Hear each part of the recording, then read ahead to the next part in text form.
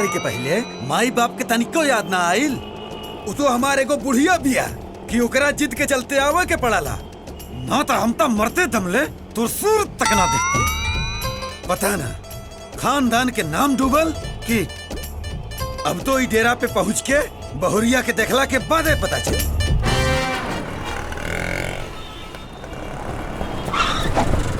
अरे चल यार जल्दी लेट हो रहा है, तुझे कब से मैं बोल रहा था, तू भी ना मानता नहीं। हाय। हाँ? ई का हरे? नमस्ते। ई कौन नमस्ते हरे? चल।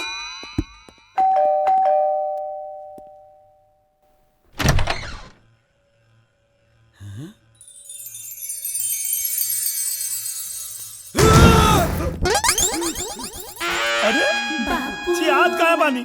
पतोहिया पैर छुआ दिया। खुश रहा बेटी।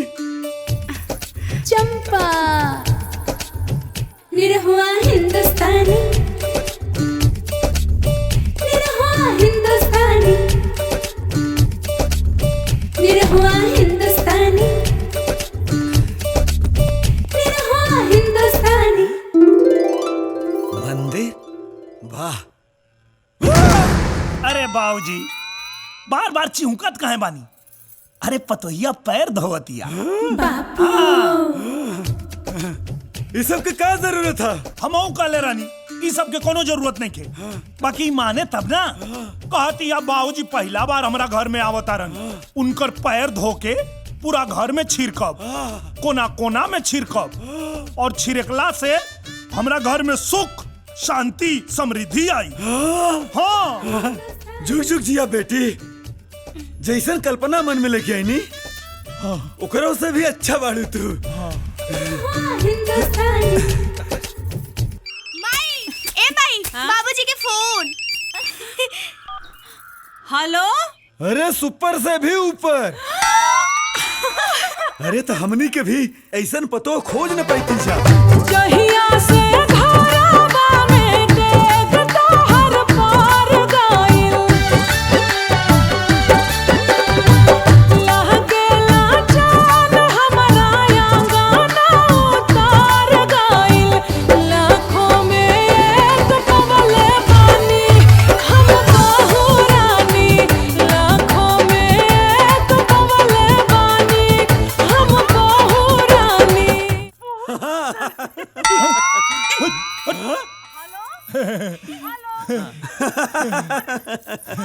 अरे सुनी ना जी, तनी हमरो बात कराई ना पतैया से। हाँ है दांत काहे चिया तारे रे?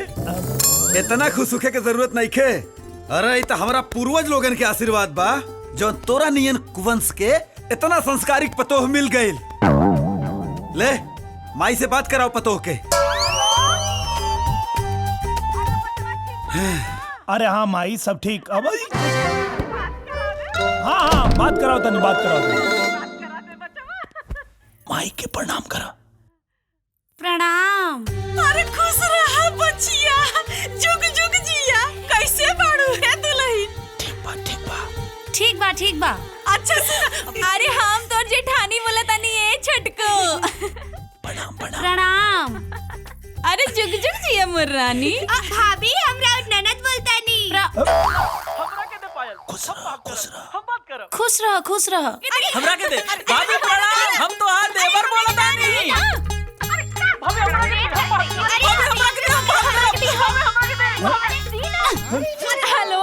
हेलो ली बतिया ली, फोन में कट गई। अरे